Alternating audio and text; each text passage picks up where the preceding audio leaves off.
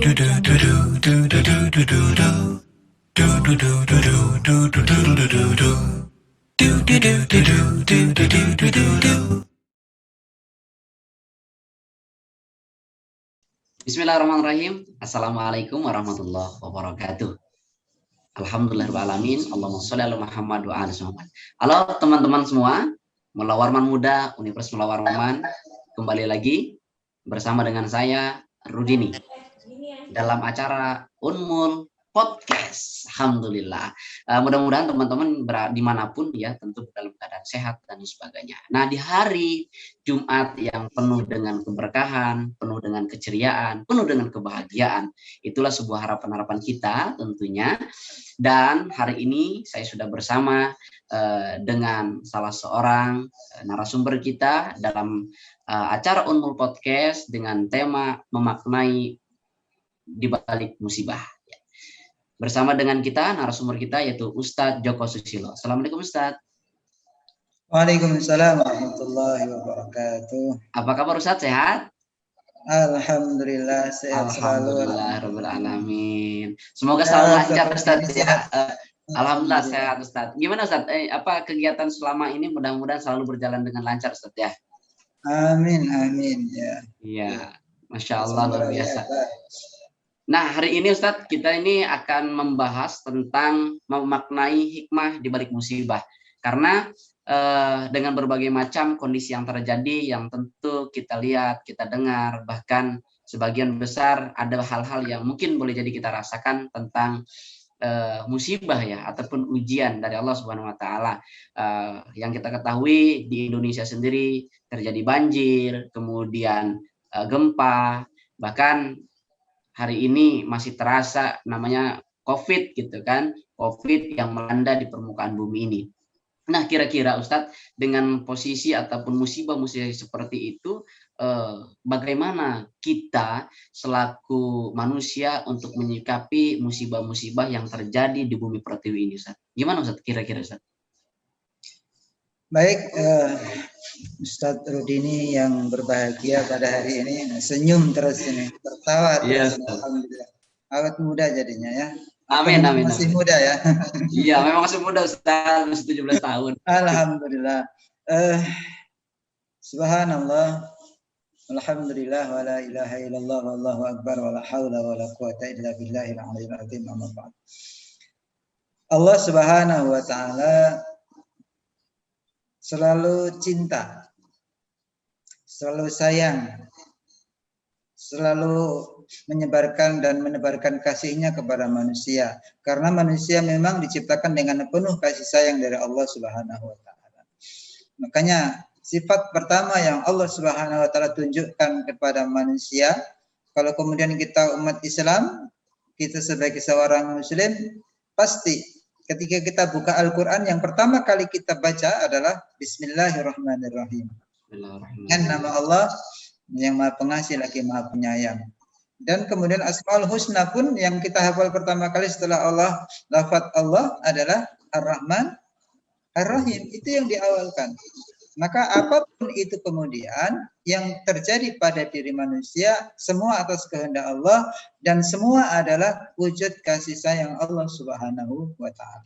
Jadi manusia memang bermacam-macam dalam mensikapi. Jangankan mensikapi suatu kesedihan, jangankan mensikapi suatu kesusahan, jangankan mensikapi suatu musibah, mensikapi suatu yang nikmat, yang indah, yang bahagia, itu saja bisa berbeda. Tergantung. Ada orang yang mendapatkan kebahagiaan jadi sedih, bisa. Ada orang yang mendapatkan nikmat jadi sedih, bisa. Nah, apapun yang kemudian menimpa manusia sekali lagi adalah atas kasih sayang Allah Subhanahu wa taala. Sebagai contoh misalnya, ketika seseorang anak itu bersalah, hanya ditegur dengan lisan, kadang-kadang tidak mempan. Maka kemudian harus dengan sedikit sentilan, mungkin dilempar batu, dilempar kertas, yang mungkin menurut anak itu adalah suatu hal yang seakan-akan, oh ini orang ini marah, oh orang tua saya marah, oh bapak saya marah. Nah, sama dengan manusia yang ketika kemudian oleh Allah Subhanahu wa taala sudah diingatkan dengan lisan-lisan Allah Subhanahu wa taala, kalau umat Islam lewat kalamnya, lewat Al-Qur'anul Karim, lewat kalam Rasulullah sallallahu alaihi wasallam, hadis-hadis Rasulullah, kemudian juga lewat ayat-ayat kauniyah Allah di alam semesta ini. Tapi kemudian manusia kadang tidak sadar. Maka Allah suatu ketika harus melempar sedikit kerikil, melempar sedikit batu kepada manusia agar manusia itu ingat. Kan ketika kemudian kita sering subuh tadi nih kalau baca surah As-Sajdah ya. Walanudhiqannahum minal adzabil adna dunal adzabil akbari la'allahum yarji'un. Diberikan azab itu macam-macam ya.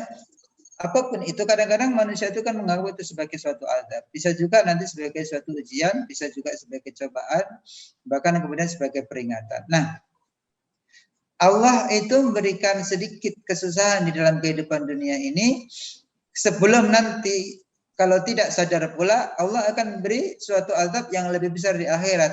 Nah, azab yang kecil di dunia ini pada hakikatnya adalah la'allahum yarji'un, agar manusia itu kembali kepada Allah Subhanahu wa taala. Maka ketika kemudian diberi sebuah kesusahan, musibah, bencana, maka harus selalu berbaik sangka kepada Allah Subhanahu wa taala. Jadi pertama adalah berbaik sangka kepada Allah Subhanahu wa taala. Ya, apapun yang Allah Subhanahu wa taala berikan itu pasti adalah salah satu cara Allah untuk mengingatkan kita agar tidak melampaui batas. Mungkin karena kemaksiatan dan sebagainya. Kita lihat, kalau kemudian musibah bencana termasuk pandemi kali ini seakan-akan menyebar ke seluruh dunia, kemaksiatan sekarang itu, kemaksiatan di Samarinda itu bisa langsung menyebar ke Amerika. Iya nggak ini? Kalau misalnya pada era teknologi yang sekarang ini, kemaksiatan di Samarinda, kemaksiatan yang dilakukan oleh orang Samarinda bisa disaksikan oleh orang-orang Amerika, oleh orang-orang Eropa, oleh orang Timur Tengah, semua. Sehingga kemudian kemaksiatan itu seakan-akan tidak ada batas ke seluruh dunia. Maka Allah turunkan juga pandemi ini, kalau pada masa Rasulullah dan sebagainya, masa-masa tempo dulu, pandemi biasanya lokal sifatnya. Ya, artinya di daerah tertentu. Tidak seperti yang sekarang ini seakan-akan seluruh dunia sama. Karena memang kemaksiatan sekarang senantiasa menyebar ke seluruh dunia. Nah, ada tuntunan dari Allah selain tadi berbaik sangka. Ketika kita baca surah Al-Baqarah ayat 155, memang manusia pasti akan diberi itu.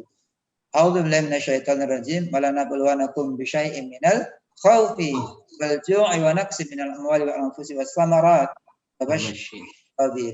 Selain berbaik sangka berarti wabasyirus sabirin. Siapa? Alladzina idza asabatuhum musibah qalu inna lillahi wa inna ilaihi raji'un. Nah, maka selain berbaik sangka, sifat kedua ketika musibah itu menimpa kita, maka kita irtija inna lillahi wa inna ilaihi raji'un. Itu wujud dari kesabaran kita. Makanya orang yang sabar Allah sudah jelas wabasyirus sabirin. Nah, diberi kabar gembira bagi orang-orang yang sabar. Kalau ada musibah, berbaik sangka, kemudian irtija kepada Allah, dan masih banyak lagi. Bisa jadi seperti yang tadi disampaikan bahwa setiap musibah ada tiga hal bagi manusia. Yang pertama adalah bisa jadi itu adalah sebuah ujian, cobaan. Bagi siapa? Orang-orang yang beriman. Ujian itu adalah wujud kasih sayang untuk menaikkan derajat manusia, orang beriman. Sebab sebagaimana kita sekolah dari SD, SMP, SMA, kuliah, itu kalau tidak ada ujian kita nggak akan naik kelas. Tahapan untuk naik kelas ke jenjang berikutnya yang lebih tinggi adalah dengan ujian dulu. Tanpa ujian, kita tidak akan bisa naik jenjang. Maka Allah berkehendak meningkatkan keimanan derajat seseorang dengan ujian itu. Maka kalau lulus, naik jenjang. Kalau nggak lulus, ya tinggal di kelas berarti, Ustaz. Ya, tinggal kelas ya, tinggal kelas. Iya. Nah, kemudian yang kedua adalah peringatan. Nah, peringatan ini bisa jadi karena manusia beriman tapi kemudian dia melakukan kesalahan. Allah itu sayang manusia, lagi belok sedikit, jangan belok, ayo lurus lagi ya manusia. Nah, kemudian yang ketiga adalah sebagai azab ya. Azab bagi siapa? Bagi orang-orang kafir. Azab bagi siapa? Orang-orang yang senantiasa hidupnya jauh dari Allah dan maksiat. Jadi seperti itu. Maka kita sekarang kalau kita adalah merasa diri kita orang beriman, berarti jadikan ini sebagai suatu ujian. Kita naik tingkat nantinya setelah kita berbaik sangka kepada Allah, kemudian bersabar atas segala yang Allah Subhanahu wa taala timpakan kepada kita. Jadi seperti itu. Orang beriman itu gampang, semuanya baik, ya kan? Amin, amin. Oke, Ustaz. Tadi menarik, saya tertarik dengan pembahasan Ustaz tadi gitu kan. Istilahnya kalau dalam bahasa ujian, kalau ketika kita menyikapi sebuah musibah ataupun ujian itu macam seperti orang tua mengingatkan anaknya. Mungkin boleh jadi seperti itu ya, Ustaz ya. Anaknya udah diingetin begini, akhirnya tiba-tiba dijewer gitu, Ustaz ya. Itulah ya. Nah, terus Ustadz, dengan berbagai macam musibah yang terjadi di Indonesia, gitu kan, di negara kita tercinta ini, tergantung dari bagaimana kita melihat dan juga menyikapi hal-hal itu. Namun, muncul sebuah pertanyaan yang baru. Banyak momok yang mengatakan bahwa ini ujian kita ini bertubi-tubi banget, gitu kan. Ujian kita itu sangat banyak, gitu. Udah ujian diri, ujian bangsa dan negara, gitu kan. Akhirnya ada seseorang yang memang dikambing hitamkan, ini dampak si ini, dampak si ini. Nah, sehingga muncul dalam satu kesimpulan bahwa ini ujian ini sebenarnya ada hukuman bagi orang-orang Indonesia ataupun bagaimana. Sementara kan memang Allah Subhanahu wa taala kan mengatakan tuh dalam Al-Qur'an, kalau nggak salah setia terdapat kenampakan kerusakan di muka bumi gitu kan, di lautan, di daratan gitu kan. Itu ulah daripada manusia. Nah, itu kira-kira menurut Ustadz, dengan kondisi yang terjadi saat ini, itu sebenarnya ujian. Kalau ujian kan untuk naikin level nih, untuk naikin level kita. Nah, kalau hukuman apa?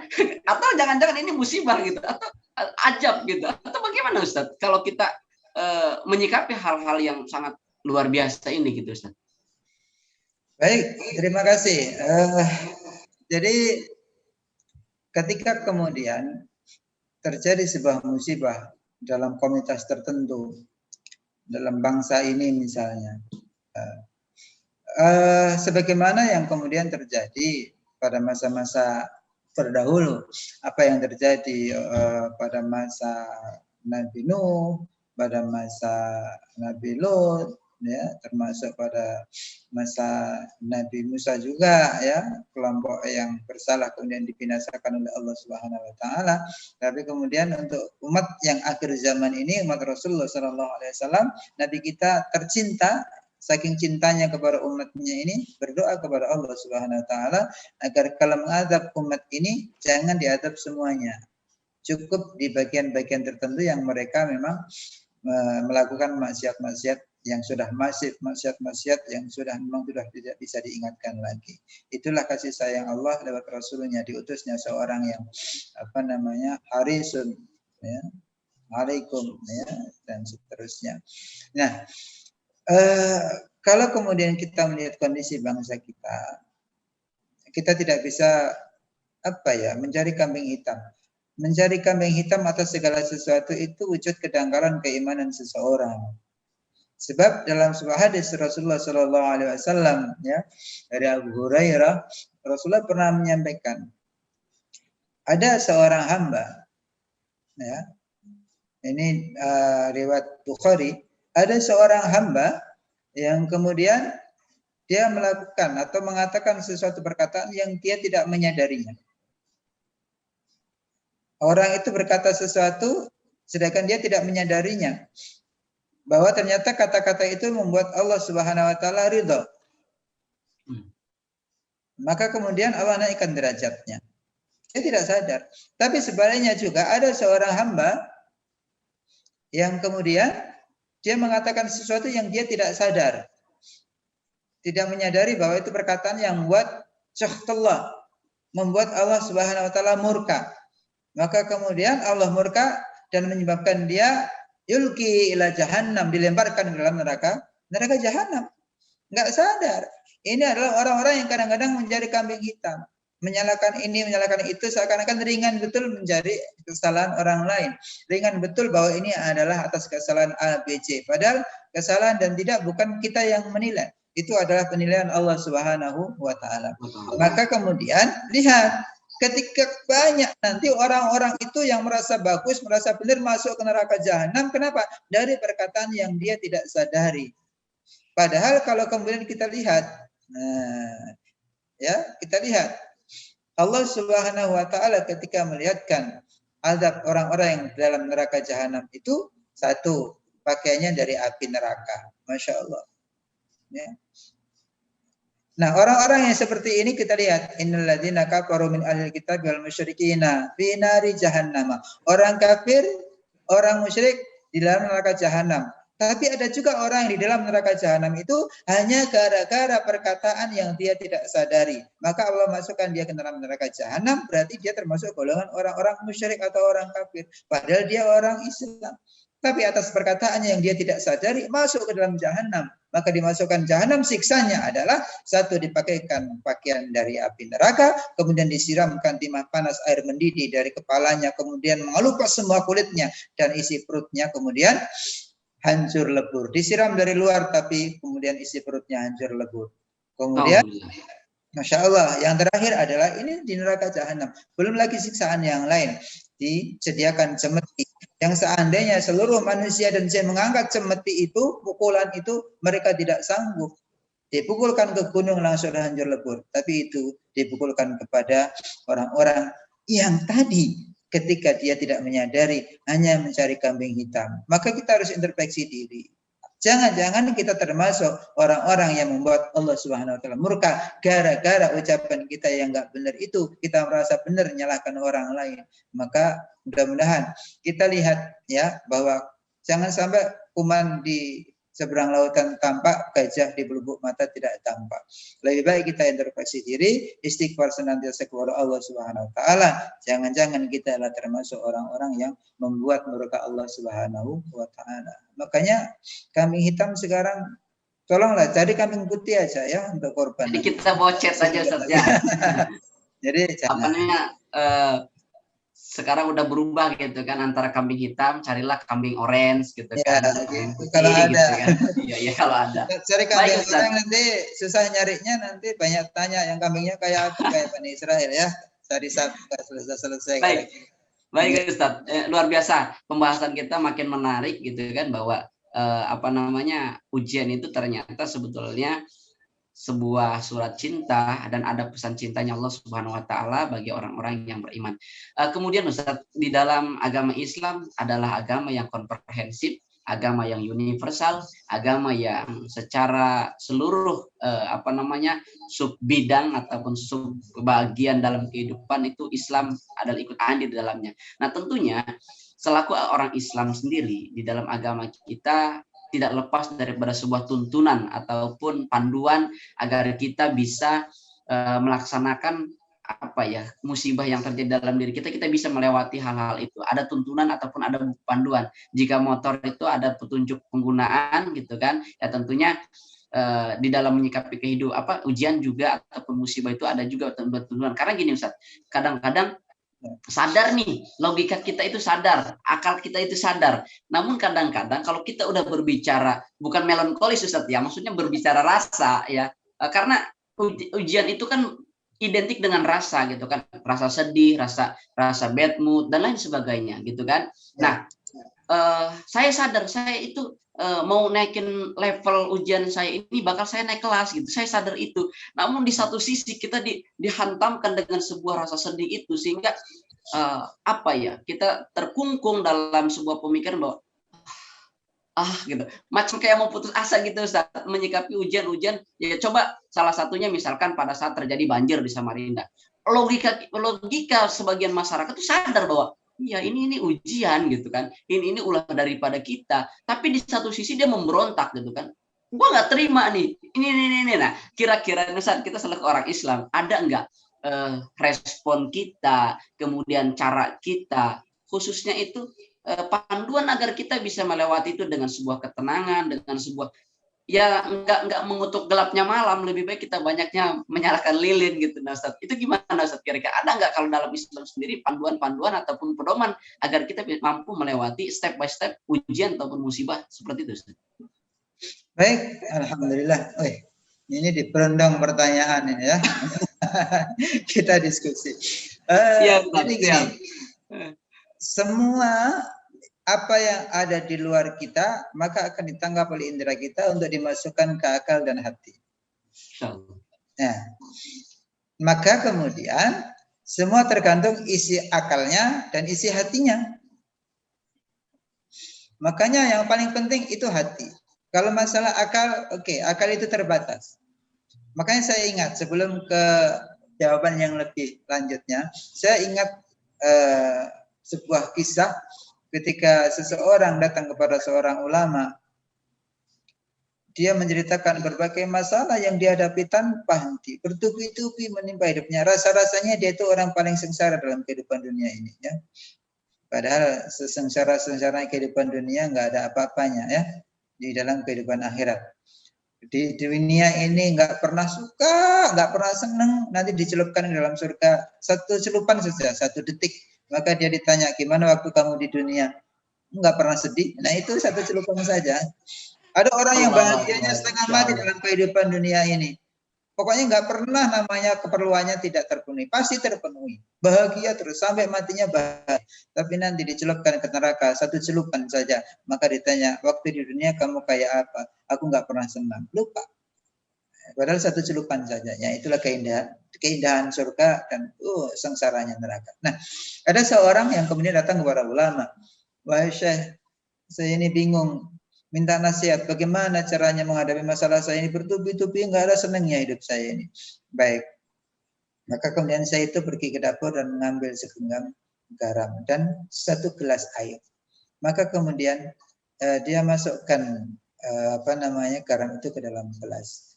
Kemudian diaduk dan disuruh minum orang tadi. Coba kamu minum. Maka apa yang dirasakan kira-kira? 1 gelas air dan 1 genggam garam. Rasanya pasti asin, ya. Nggak mungkin manis, ya. Garam mana yang manis nih? Nah, akhirnya kemudian asin, ya, asin saya. Nah, kemudian mengambillah 1 genggam lagi, kemudian mereka berdua keluar. Diajak oleh Syekh tadi keluar. Maka di depan rumah ada kolam yang lumayan luas, maka kemudian garam itu dimasukkan ke dalam kolam. Diaduk, sudah larut garamnya itu. Lalu kemudian disuruh cicipin. Kolam zaman dulu bening, ya, bukan kolamnya yang di sini, bukan kolam unul di depan situ, ya. Macam Telaga Al-Kausar lah, Ustaz. Nah, gitu, ya.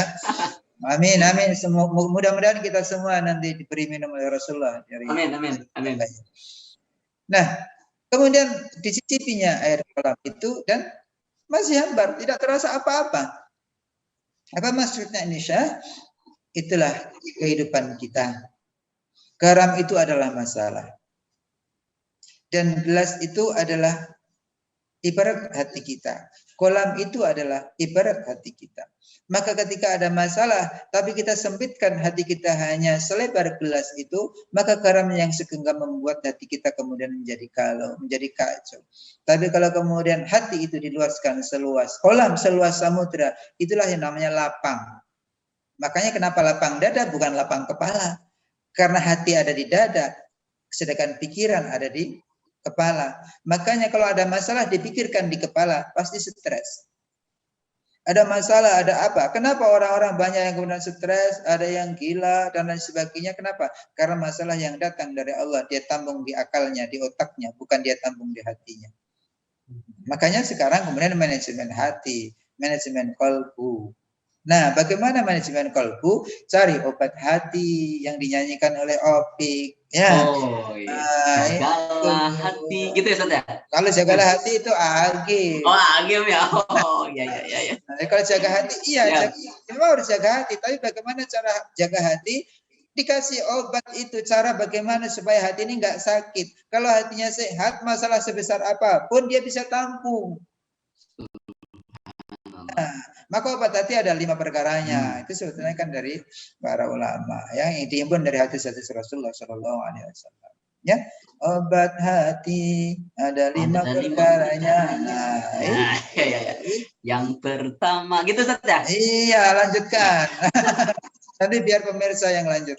Iya, biar teman-teman aja ya yang lanjutin. Siap, Ustaz, lanjut, Ustaz. Ya, itu. Nah, inilah yang kemudian menjadikan kita itu orang-orang yang bisa menerima semua masalah yang ada. Nah, oleh karena itu kita sebagai umat Islam, sekali lagi, bagaimana tips-tipsnya agar kita ini bisa menghadapi segala macam ujian dengan hati yang lapang. Ya. Yang pertama adalah senantiasa mendekatkan diri kepada Allah Subhanahu wa taala. Itu tentu kalau kita orang beriman. Karena apa? Allah yang punya masalah, yang memberi masalah, maka Allah pasti yang akan memberikan solusi. Nah, jadi pertama, jangan jauh dari Allah. Kalau mau masalah selesai, dekatkan kepada Allah. Dekatkan dengan Allah itu berarti wujudnya apa? Takwa. Wa may yattaqillaha yaj'al lahu makhraja. Orang yang bertawakal kepada Allah, dekat kepada Allah, maka insya Allah Allah akan memberikan jalan keluar dari setiap permasalahan yang dia peroleh. Nah, kalau sudah dekat dengan Allah Subhanahu wa taala, maka kemudian yang kedua adalah dengan cara berbanyak istighfar kepada Allah. Sebab tadi bisa jadi bahwa permasalahan yang ada, masalah yang ada, musibah yang ada ini adalah karena kesalahan kita. Maka sebagai orang yang bersalah adalah yang segera mohon ampun kepada Allah. Itu ciri orang yang bertakwa. Idza fa'alu fahishatan aw dzalamu anfusahum dzakarullaha fastaghfiru lidzunubihim. Nah, maka dia harus segera istighfar kepada Allah. Bisa jadi ini adalah. Makanya Rasulullah walaupun orang termulia, maksum, terjaga oleh Allah Subhanahu wa taala, sehari berapa kali istighfar kepada Allah. Lah kita ini ya, kita ini apa? Nah, setelah kita dekat dengan Allah, berbanyak istighfar. Kemudian yang ketiga adalah Allah Subhanahu wa taala menjelaskan innal hasanati yudhibnas sayyi'at. Ketika kita mungkin bisa bersalah setelah istighfar, maka berbanyak amal soleh. Karena amal soleh kebaikan itu menghapus dosa. Kan gitu ya. Nah, jadi ketiganya adalah perbanyak kebaikan. Karena kebaikan itu bisa menghapus kesalahan-kesalahan. Selain istighfar tadi. Ya, hanya istighfar bagus. Tapi wujud istighfar itu enggak kemudian semata-mata selesai. Maka kemudian Allah juga punya cara lain untuk menghapusnya. Kalau istighfar itu mungkin menghapusnya masih ada bekas-bekas, maka kemudian innal hasanati yudhibnas sayyi'at, kemudian dhahaba itu kan pergi. Kalau istighfar menghapus, yang dihapus itu kan ada bekasnya, ya enggak? Kalau kita misalnya menghapus pakai penghapus, di kertas itu masih ada bekasnya.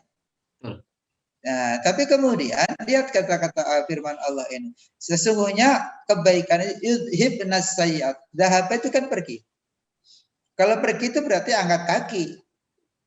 Nah, nih Ustaz Rudi ini pergi dari Taman Samarinda. Ada lagi nggak di Taman Samarinda? Nggak ada. Nggak ada berarti. Nah, maka dhahaba itu pergi berarti kebaikan itu akan membuat kesalahan-kesalahan itu pergi. Nah, ini pergi berarti nggak ada bekasnya. Ada sih jejak kakinya mungkin ya.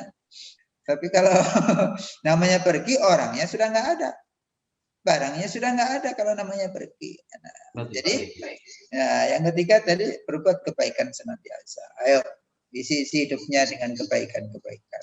Baik Ustaz. Nah, ya, yang keempat nih ada lagi nih. Yang keempat setelah semua kita lakukan maka tawakal kepada Allah. Sudah terakhir serahkan semua kepada Allah Subhanahu wa taala. Apapun itu, kalau itu ternyata masih terjadi musibah ini, berarti semua adalah atas kehendak Allah Subhanahu wa taala. Tinggal yang terakhir kita adalah bersabar. Terakhirnya itu. Ya. Insyaallah. Luar biasa. Terima kasih banyak Ustaz atas penjelasan, dan ini teman-teman semua salah satu cara tuntunan di dalam Islam agar kita mampu melewati musibah ujian yang Allah Subhanahu wa taala hadirkan dalam kehidupan kita. Setidaknya ada 5 hal yang harus kita lakukan untuk kita melewati ujian surat cinta dari Allah Subhanahu wa taala. Di antara salah satunya, mari dekatkan diri kepada Allah Subhanahu wa taala. Lakukan yang kedua adalah beristighfar kepada Allah Subhanahu wa taala sebagai penebusan dosa dan kesalahan kita untuk minta ampun kepada Allah. Lalu yang ketiga, kita berbuat hal-hal yang baik, beramal soleh ya. melakukan sesuatu yang baik. Kemudian yang keempat, kita serahkan semuanya kepada Allah Subhanahu wa taala, yaitu bertawakal kepada Allah Subhanahu wa taala. Setelah 4 hal ini kita kerjakan, tinggallah kita bersabar, karena Allah Subhanahu wa taala beserta dengan orang-orang yang sabar. Ustadz, nah terakhir Ustadz. Iya. Untuk sebuah kesimpulan Ustadz, kira-kira apa namanya statement closing statementnya Ustadz? Apa Ustadz kira-kira dari Ustadz? Silakan Ustadz. Baik, terima kasih. Namanya closing statement. Aduh, ditutup ini berarti. Iya Ustaz. Padahal masih kangen nih sebenarnya ini sama kawan-kawan. Next kita akan bahas tentang sesuatu yang istimewa ya. Isti. Nah, istinya ya, isti ya. Anaknya Pak RT itu. Jadi semua pembahasan tadi pada hakikatnya adalah bahwa satu, saya ingin tekankan bahwa Allah cinta kita. Allah cinta manusia. Jangan sia-siakan cinta Allah itu. Masya Allah. Jangan sia-siakan cinta Allah. Mulai dari diciptakan itu Allah sudah cinta banget sama kita. Makanya semua disediain dalam kehidupan kita. Apa yang kurang? Ya. Kita diturunkan di dunia ini sudah disediain semua yang kita perlukan. Sudah begitu tinggal pakai, tinggal semuanya disediakan. Tinggal memanfaatkan sesuai dengan apa yang dikehendaki oleh Allah itu. Maka kemudian kalau kita benar memanfaatkan segala sesuatu, memanfaatkan cinta Allah ini, nanti akan diberikan cinta yang lebih besar lagi. Nah, jadi jangan sia-siakan cinta, ya. Masya Allah. Dengan pasangannya, jangan sia-siakan cinta pasangannya, ya. Sudah punya pasangan belum ini? Jangan ngeliatin kayak gitu. Aduh. Sia-siakan cinta Allah Subhanahu wa taala. Baik. Nah, itu. Nah, yang kemudian yang berikutnya adalah terakhir bahwa jadilah kita orang-orang yang kemudian dalam kehidupan kita dalam menghadapi segala sesuatu, apakah itu kesedihan, apakah itu kebahagiaan pun, ya. Ini rata-rata kan kita jadi sedih itu adalah sebagai musibah. Padahal musibah bisa jadi diberi rezeki yang banyak itu musibah juga. Bagi orang-orang yang dia menjaga dirinya dalam kehidupan ini, itu ketika diberi Allah rezeki lebih, itu malah musibah ini. Makanya kemudian dibagi-bagi itu rezeki. Kenapa? Takut. Maka ini harus kita jaga. Cinta Allah harus kita jaga sampai kemudian dalam keadaan suka, dalam keadaan sedih, itu kita jaga sampai kemudian hatta ya'tiyakal yakin itu, sampai kemudian datang masa keyakinan kita menghadap Allah Subhanahu wa taala. Kalau cinta ini kita bawa sampai mati, insya Allah Allah akan juga cinta kita nanti ditempatkan di tempat yang tercinta. Nah, amin. Karena masalah cinta, mudah-mudahan depan ada pembahasan cinta, ya. Baik Ustaz. Baik, saya kira itu. Baik Ustaz. Terima kasih banyak Ustaz. Jadi teman-teman semua, sahabat Mula Warman Muda di mana saja Anda berada, bahwa poin intinya jangan sia-siakan cinta Allah Subhanahu wa taala. Karena Allah itu sangat mencintai diri kita dengan bentuk Rahman dan Rahimnya kepada kita. Ustadz, sekali lagi terima kasih banyak ya atas kesempatan yang telah diberikan, ilmu-ilmunya. Semoga bermanfaat buat kami dan juga buat seluruh Mula Warman Muda, khususnya keluarga besar Universitas Warman dan juga seluruh umat manusia di mana pun berada. Mudah-mudahan pembahasan kita ini dan semakin hari ini kita lebih baik daripada hari kemarin, dan hari kemarin harus jauh lebih baik. Intinya terus perbaikan sebagai salah satu cara untuk kita menjaga cintanya Allah Subhanahu wa taala. Terima kasih sekali lagi Ustadz, semoga bermanfaat. Ustadz sehat selalu, panjang umur, agar kita bisa ketemu lagi, kita bisa berbincang lagi dengan tema-tema yang berbeda. Nah, teman-teman semua, jangan lupa silakan ditonton full video kita di Unmul TV ya, Unmul TV. Jangan lupa like, share, and subscribe juga tentunya ya. Mudah-mudahan bermanfaat. Ustaz, sekali lagi terima kasih. Mohon maaf salam buat teman-teman ya. Baik, saya Rudini Dai Pramuka. Terima kasih. Mohon maaf lahir dan batin. Assalamualaikum warahmatullahi wabarakatuh. Waalaikumsalam warahmatullahi wabarakatuh.